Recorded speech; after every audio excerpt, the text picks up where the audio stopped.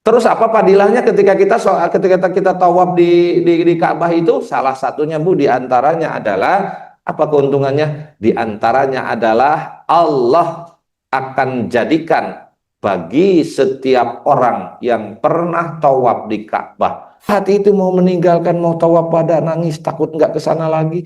Ketika di sana kita munajat nih, ketika di rumah, kadang-kadang ketika di rumah yang disetel orang yang sudah pulang dari haji dan umrah, yang disetel Ka'bah.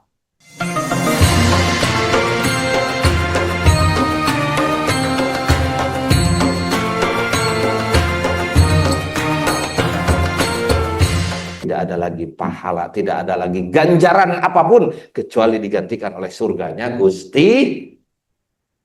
Ayo, makanya harus berhaji. Insya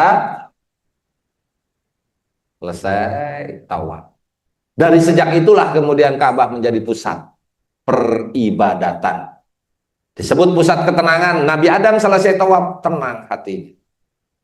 Ibu selesai tawaf, selesai berdoa, selesai rapat ke Ka'bah, nikmat, betul nggak? Bisa sambil nangis, apa yang itu unek-unek semua bisa dikeluarkan. Langsung ketika di hadapan Ka'bah, ketika sedang menempel di pinggir Ka'bah, di batu-batuan Ka'bah, kita itu merasa lebih dekat sama Allah, merasa doa kita lebih khusyuk, merasa doa kita lega, selesai, betul nggak? Pusat ketenangan. Karena memang sejak dari awal itu menjadi pusat ketenangannya Nabi Adam dari segala kegelisahan. Itu dan itu.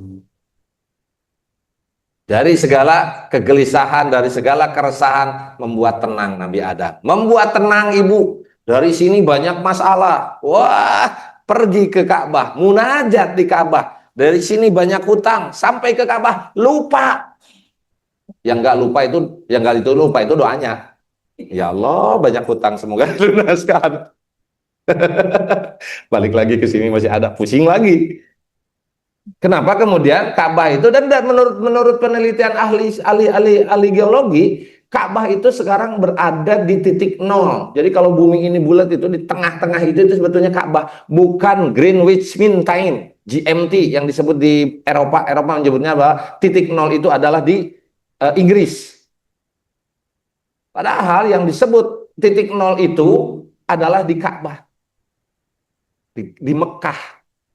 Masya Allah. Banjir besar, hancur Ka'bah, Bu.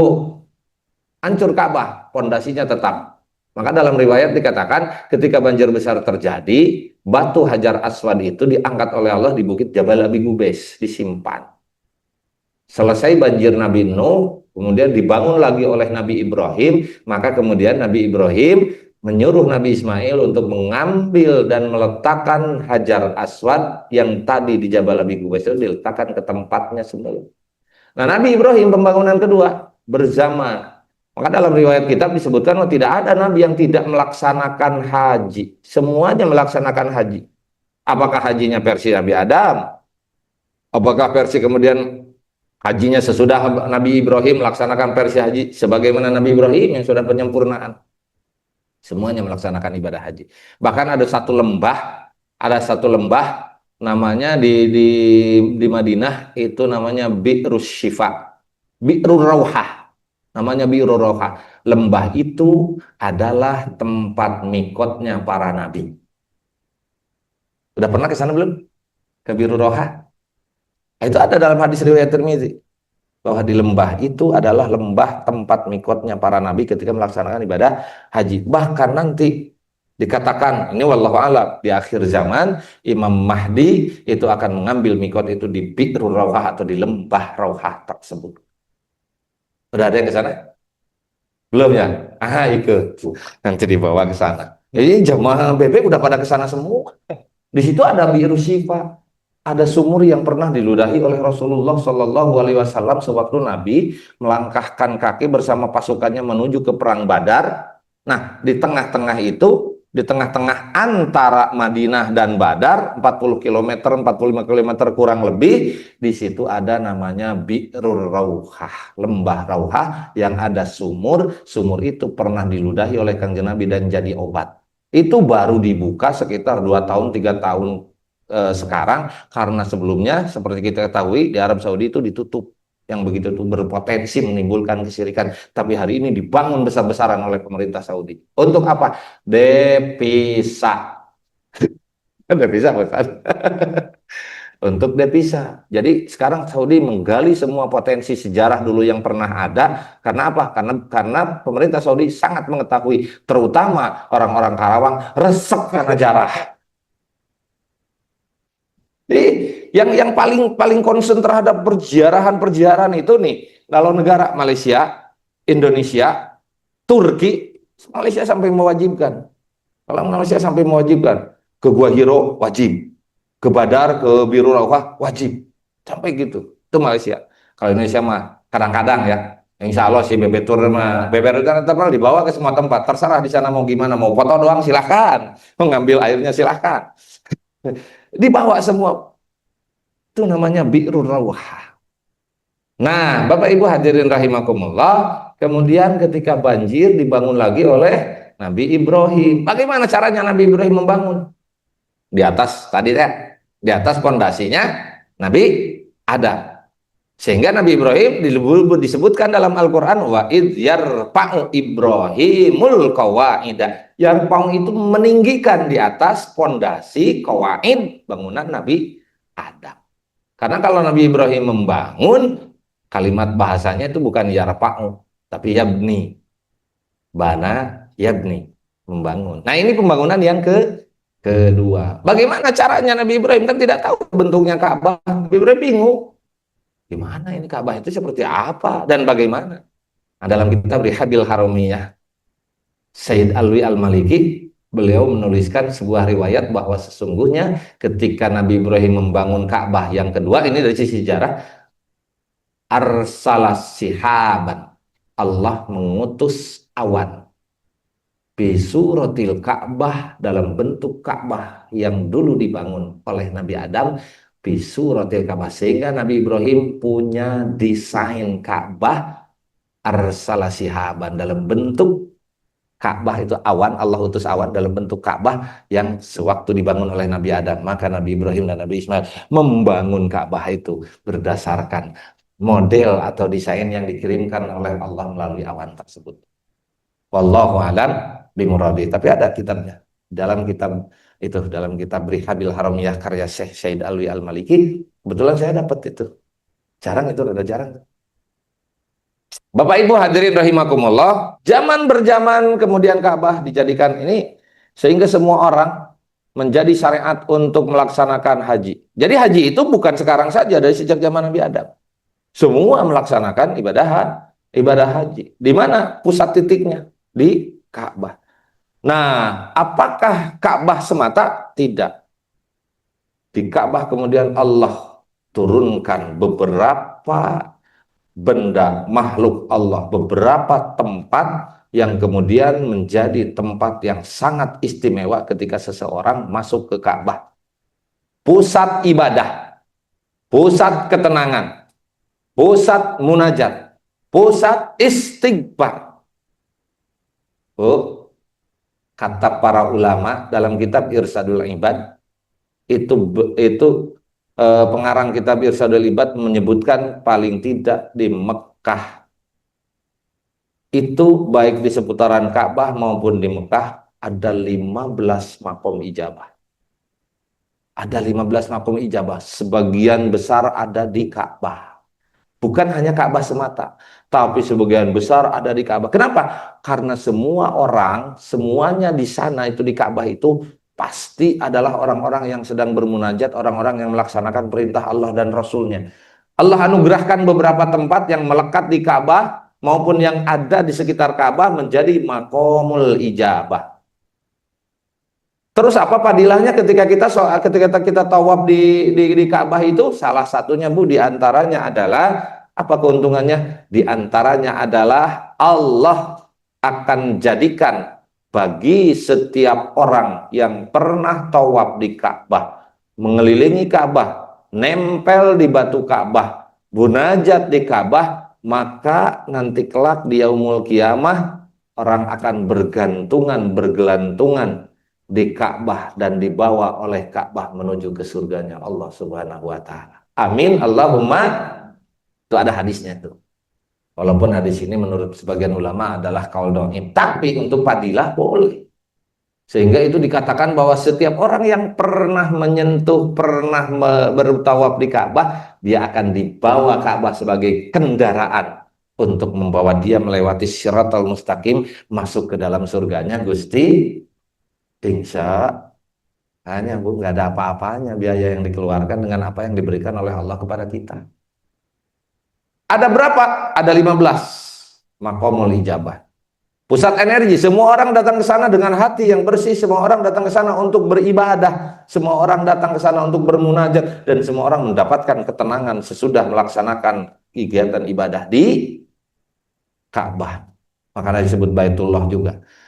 Satu yang paling istimewa di antara selain Ka'bah, Ka'bah seluruhnya itu merupakan bagian daripada anugerah Allah Subhanahu wa taala. Di Ka'bah ditempelkan namanya Hajar Aswad. Hajar Aswad itu kata ulama dikatakan adalah merupakan batuan dari surga. Inna hajarul aswad yaqutatun min yawaqitul jannah. Salah satu di antara batu-batu surga yang diturunkan ke muka bumi. Pernah diteliti oleh para peneliti. Ternyata struktur batu itu berbeda dengan kebanyakan batu yang ada di seluruh dunia ini. Bukan dari dunia ini, karena batu itu strukturnya beda. Nah, kata Nabi dulu, abyad laun, warnanya itu putih bersih. Syawwadathu khotoya bani Adam, siapa yang menyentuhnya manusia, membuat hitam batu tersebut karena dosa-dosa manusia. Maksudnya orang yang berdosa, kita itu banyak yang di sana kan dosa kan? Kecuali para nabi yang maksum, kecuali para malaikat, manusia mah tidak ada yang tidak berdosa. Sawadathu, membuat hitam Hajar Aswad khotoya bani Adam, dosa. Kalau dosa kita saja bisa membuat benda, membuat batu yang putih bersih jadi hitam, apalagi ke dalam hati kita. Dosa yang kita lakukan membuat hitam legam hati kita. Maka Imam Ghazali mengatakan dalam kitabnya bahwa manusia itu ketika berbuat dosa maka dia seakan-akan menorehkan titik hitam di dalam hatinya. Dia lupa tidak bertobat, dosa lagi, titik hitam tersebut bertambah. Dia berdosa lagi, lakukan terus, nyaman dengan perbuatan dosa, maka hati yang bersih itu, yang bening seperti cermin, lama-lama kemudian gelap. Makin berbuat dosa, maka dia makin gelap hatinya itu. Makanya kita diingetin oleh pengajian, diingetin oleh guru-guru, diingetin oleh majelis taklim. Maka sering kita berbuat dosa tapi juga beristighfar, tidak boleh berhenti. Agar apa? Setiap kali ada titik hitam dalam hati kita dihapus dengan taubat kita, dengan istighfar kita. Atau Ustaz, gimana caranya agar terus kita dalam keadaan bersih, tidak pernah berdosa? Nggak ada. Karena manusia itu ya berdosa ya bertobat. Selalu. Dua itu akan selalu, dan kemudian kita diberikan kesempatan oleh Allah untuk senantiasa bertobat sehingga maut menjemput. Hajar Aswad diletakkan di pinggir Ka'bah, Bapak Ibu. Ketika diletakkan di pinggir Ka'bah, itu pernah dalam hadis dikatakan kan Hajar Aswad itu yaqutatun min yawaqitul jannah. Kenapa kita memulai pelaksanaan tawaf itu dimulai dari Hajar Aswad? Apa yang harus dilakukan sunnahnya? Sunnah ketika di Hajar Aswad apa yang dilakukan? Halo, tahu yang sudah pernah umroh, ini sudah pada pernah umroh juga.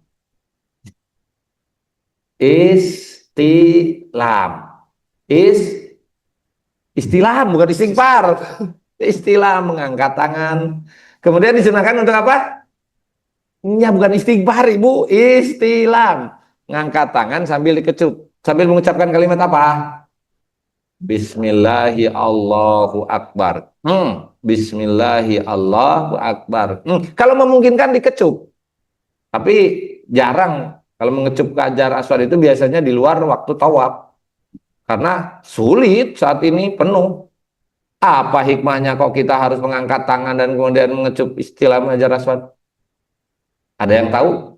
Ah gitu aja, manasiknya gitu. Ustaz nggak tahu, pokoknya mah istilah Bismillahirrahmanirrahim. Mutawif Bismillahirrahmanirrahim gitu. Kalau mutawif enggak ya enggak.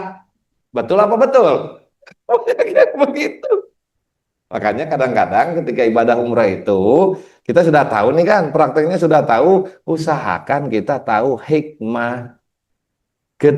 Kalau pahala jelas, tahu hikmahnya. Apa hikmahnya kita kemudian beristilam dan mengecup? Apa hikmahnya kita mencium Ka'bah atau mencium Hajar Aswad? Ketika seseorang mengetahui hikmah dari setiap perjalanan ibadah, maka akan timbul himmah, himmatul aliyah. Himmah itu kesungguhan, kekhusuannya tambah, keinginannya kuat. Kesungguhan, kehusuannya akan tambah karena tahu hikmah. Apa hikmahnya, Bu? Mau tahu? Mau tahu? Mau tahu aja, mau tahu banget? Mau tahu banget. Satu, karena Hajar Aswad itu yakutatun min yawakitul jannah, batuan dari surga. Kemudian kita mengangkat istilah Hajar Aswad. Dalam sebuah hadis dikatakan, ini dalam kitab Tanbihul Qopilin. Ketika Sayyidina Umar berkeliling Ka'bah memulai dari Hajar Aswad, kata Sayyidina Umar, innaka hajarun. Wahai Hajar Aswad, kamu itu hanya sekedar batu. Innaka hajarun. Engkau hajar, hanya sekedar batu, la tadur wa la tanfa. Tidak memberikan madorot, tidak memberikan manfaat.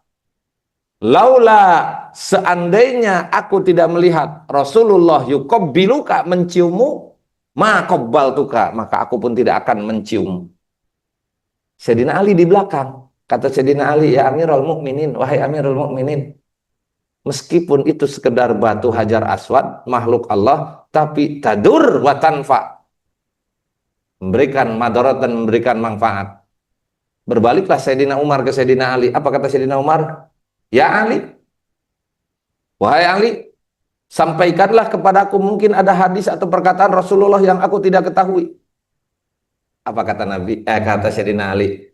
Aku mendengar Rasulullah Shallallahu Alaihi Wasallam bersabda, wahai Amirul Mukminin, sesungguhnya Hajar Aswad itu adalah batu yang diturunkan oleh Allah dari surganya Allah untuk menjadi tempat bertemunya bibirnya para anbiya, bertemunya bibirnya para aulia, bertemunya bibirnya para ulama, bertemunya bibirnya para orang-orang soleh, bertemu dengan bibir kita yang penuh dosa. Allahu Akbar. Sesungguhnya Hajar Aswad yashhadu inna hajarul aswad, ini dalam kitab Ihya Ulumuddin, Imam Ghazali menyebutkan, inna hajarul aswad ya'ti yaumal qiyamah, kata Sayyidina Ali, akan datang nanti kelak pada hari kiamat. Lahu ainun, akan diberikan mata, diberikan dua mata. Walahu lisanun, akan diberikan lisan. Yashhadu, dia akan bersaksi, liman istalamahu, bagi orang yang pernah istilam kepadanya, wastaqbalahu, atau orang yang pernah menciumnya. Jadi Bapak Ibu, ketika Bapak Ibu mengangkat tangan dan kemudian mengecup, itu adalah merupakan akan Hajar Aswad bersaksi kepada Allah kelak di yaumul qiyamah bahwa namanya Anas bin Anu, ya Rob, sudah melaksanakan mencium atau beristilam kepadaku. Hajar Aswad akan jadi saksi Bapak Ibu kelak di yaumul qiyamah. Amin Allahumma. Nah, jadi nama apal. Jadi kalau setiap mengangkat tangan atau setiap mencium, kita dalam hati, ya Rob, jadikan Hajar Aswad ini jadi saksi kami kelak di yaumul qiyamah bahwa kami telah melaksanakan perintah ibadahmu. Alhamdulillah. Jadi kemarin ada apal teh. Ada apal teh. Asal ngangkat teh. Bismillahirrahmanirrahim. Insyaallah. Mutawib nanti. Jadi ketika ngangkat itu dalam hati gitu doa. Hajar Aswad jadi saksi, makhluk engkau, makhlukmu yang kau ciptakan, yang kau tempatkan itu Ka'bah, jadi saksi kami bahwa kami telah melaksanakan perintah ibadah darimu. Jadi Hajar Aswad akan menyaksikan. Sudah mah Ka'bah jadi kendaraan, Hajar Aswad yang bersaksinya. Alhamdulillah.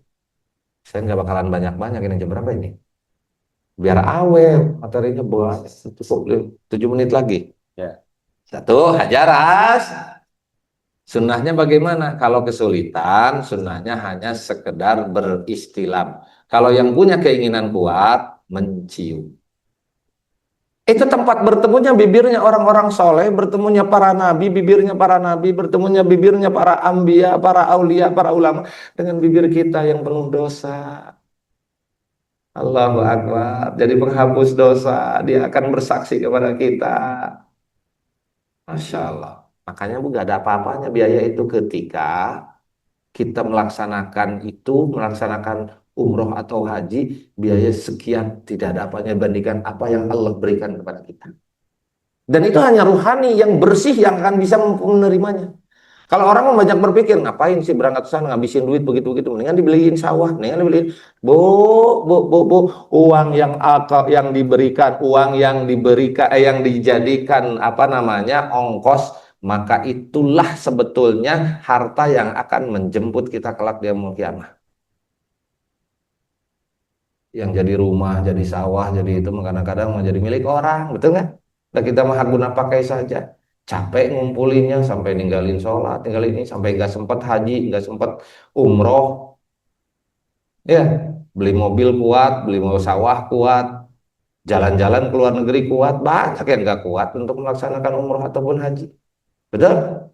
Sungguhnya harta yang akan menjadi saksi, harta yang akan menjemput kita kelak di yaumul kiamah adalah harta yang dipakai ibadah. Sering saya analogikan, ibu punya emas 100 gram, dipakai sekarang. Ibu meninggal itu emas, dipakai mas kawin lagi. Itu mending dipakai ibadah, betul? Ya, satu. Yang kedua apa? Yang kedua ada yang namanya rukun Yamani. Rukun apa? Nah, rukun Yamani itu sebelum Ka'bah, sebelum Hajar Aswad. Apa istimewanya rukun Yamani? Dalam kitab Rihabil Haramiyah, Syekh Said Alwi mengatakan bahwa beliau menukil sebuah keterangan bahwa sesungguhnya Allah arsalal malaikat. Allah utus malaikat. Satu malaikat yang mengaminkan setiap doa yang dipanjatkan oleh seorang hamba ketika melewati apa? Ketika melewati rukun Yamani. Kenapa kita disunahkan rukun Yamani itu mengangkat tangan tapi tidak dikecup? Kalau memungkinkan Bu, sunnahnya itu mengecup itu hanya Hajar Aswad. Kalau rukun Yamani itu kalau kebetulan pas dekat disunahkan hanya diusap.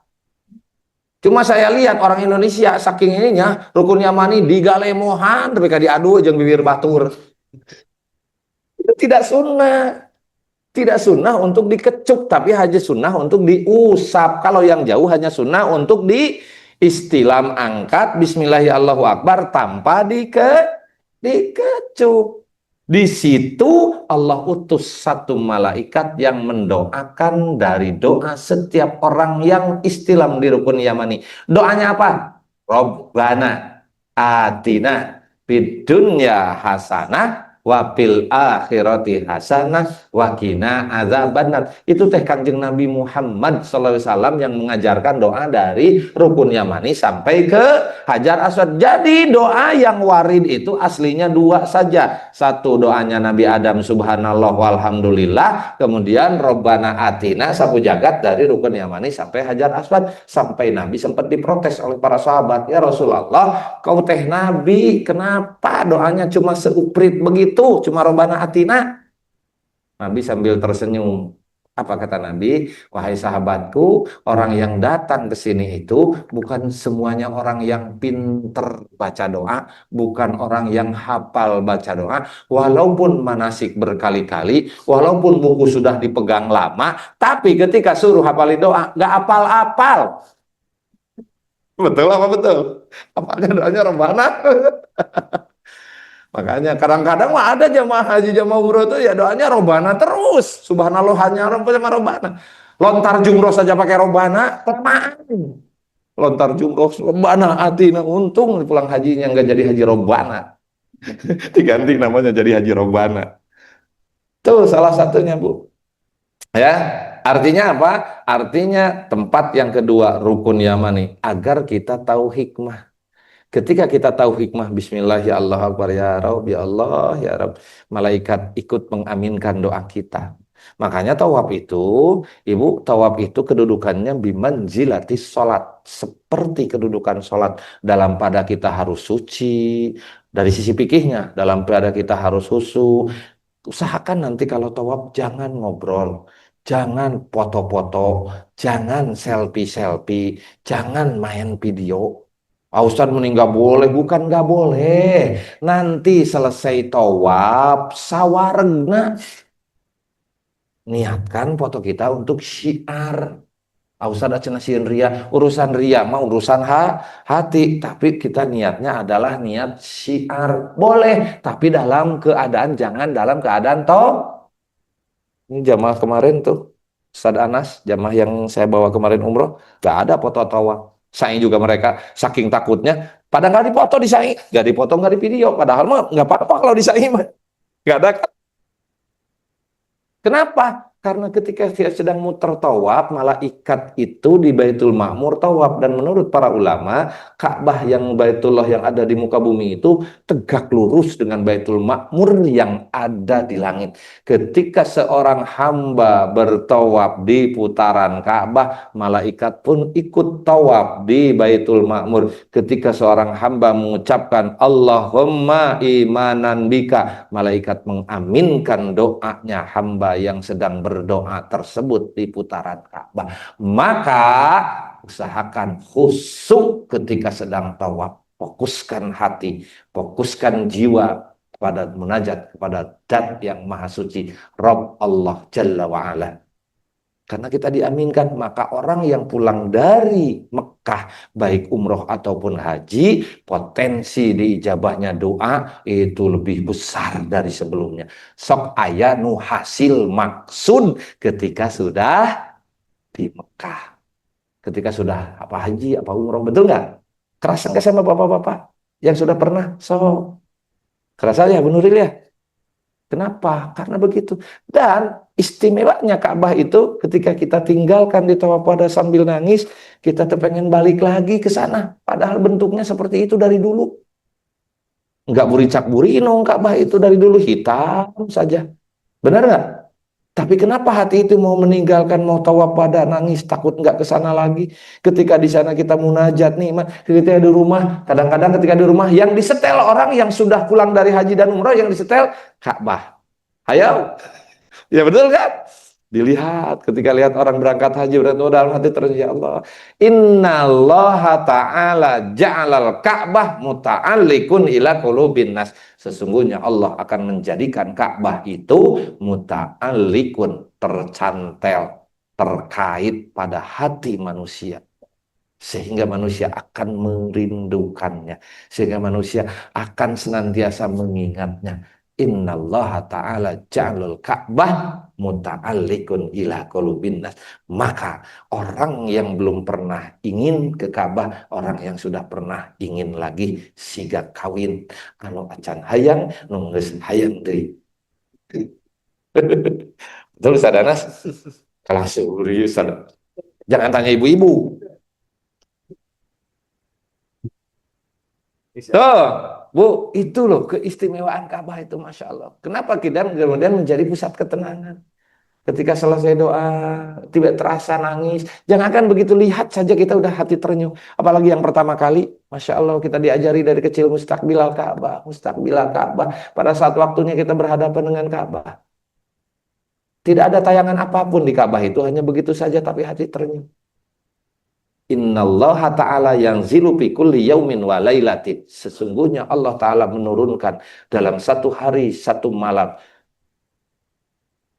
mi'at wa isruna rahmatan, 120 rahmat kepada ahli Ka'bah, kepada Masjidil Haram.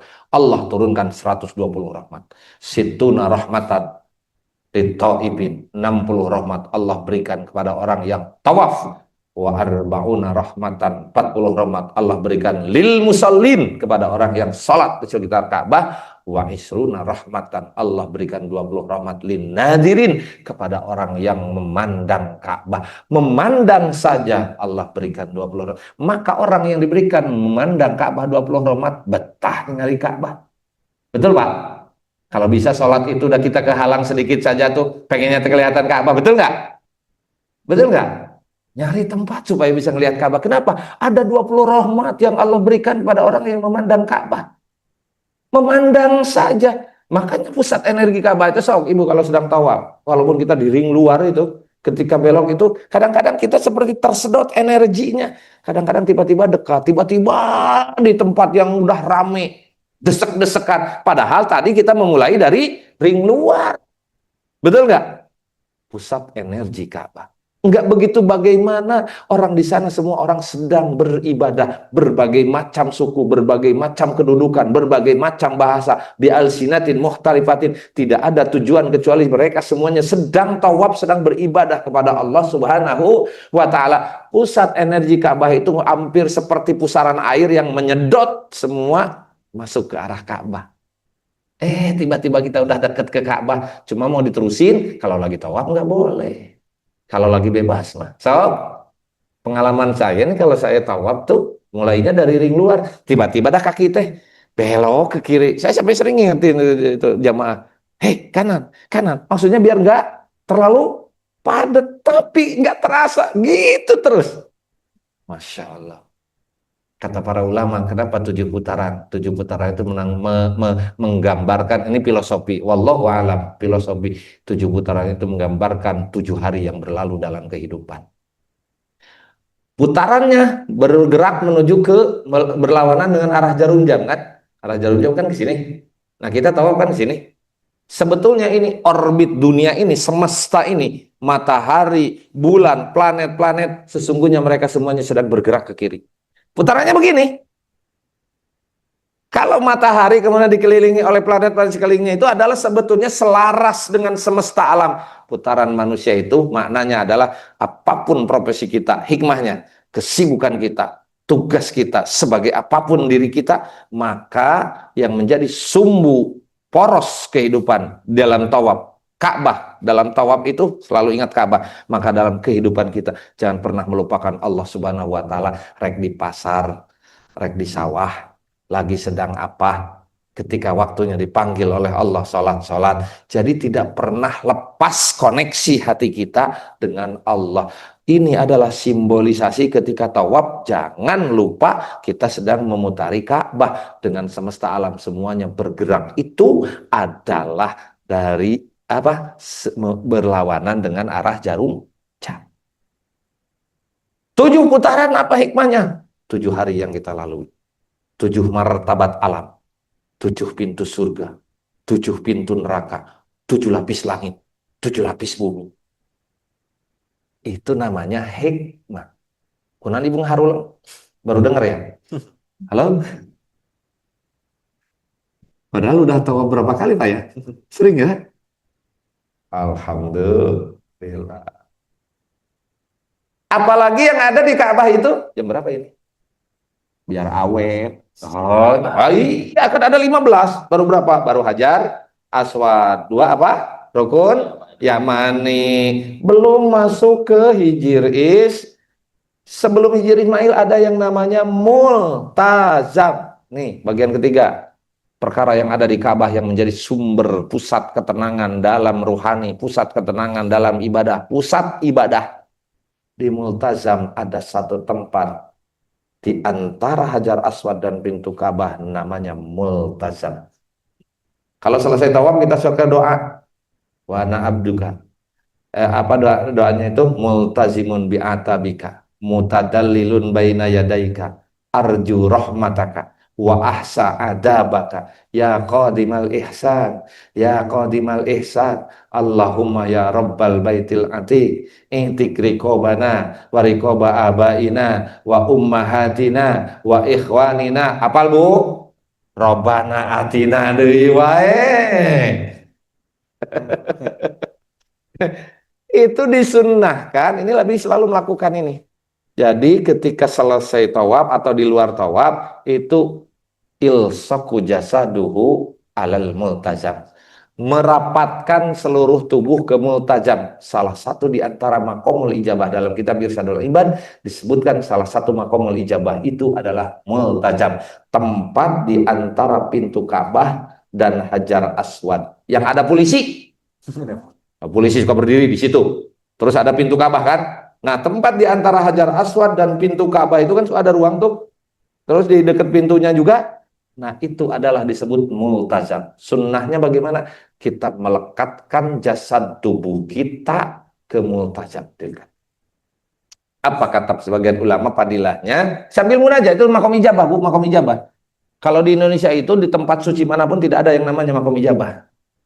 Di Indonesia, di negara bagian manapun tidak ada. Yang ada saatul ijabah. Kalau waktu ijabah doa, itu ada. Di Indonesia, ba'da sholat, malam Jumat, itu ada. Tapi tidak ada makomul ijabah di Indonesia. Tempatnya. Yang ada tempat makom ijabah itu adalah di kota suci Mekah. Ada 15. Salah satunya tadi di Hajar Aswad doa, yang kedua adalah Hijir Ismail, yang ketiga adalah multazam yalsiku jasadu. Makanya sok rebutan gini ya, ibu sok lihat kalau di TV rebutan, disunahkan menempelkan seluruh tubuh, gimana caranya? Kalau saya menempelkan seluruh tubuh, begini Pak, Bu, bukan begini. Kalau begini mah nggak menempelkan tubuh, menempelkan tangan. Boleh? Ya kalau susah mah boleh-boleh saja. Begini nih. Nah, tempelkan seluruh tubuh. Dari mulai tangan atas, pipi, kemudian pinggir badan sampai kaki. Atau susah Ustadz, ya usahakan. Kalau ada, kita mau bukan presiden yang diberikan tempat, silahkan. Enggak, rebutan. Di sini tempelkan. Ini naik ke pintu Ka'bah itu kan, ini tempelkan sampai ke bawah. Nah, doa di situ. Doanya, gak semua apal. Doa pakai rasa saja, pakai hati. Doanya pakai hati. Kalau pakai hati doanya, maka yang akan keluar adalah kalimat-kalimat yang mengalir. Begitu saja. Oh, ngapalkan doa. Ada jamaah saya ngapalkan doa. Allahumma ya rabbal baitil atiq. Aduh, aing poho deui tadi teh doa naon. Sudah, di situ mah sudah nggak bisa berdoa, nangis yang ada. Orang yang yalsiku jasadahu alal multazam haramallah jasadu alan nar. Kata Nabi, pernah menempelkan seluruh tubuhnya di multazam, diharamkan jasadnya menyentuh api neraka. Coba, tidak apa-apanya duit itu. Biaya yang dikeluarkan dengan apa yang diberikan oleh Allah kepada kita. Masya Allah. Itu baru 3. Berapa? Hajar Aswad. Apa? Rukun Yamani. Apa lagi? Multazam. Belum Mizab. Belum Makom Ibrahim. Belum Hijir Ismail. Belum Safa. Belum Mar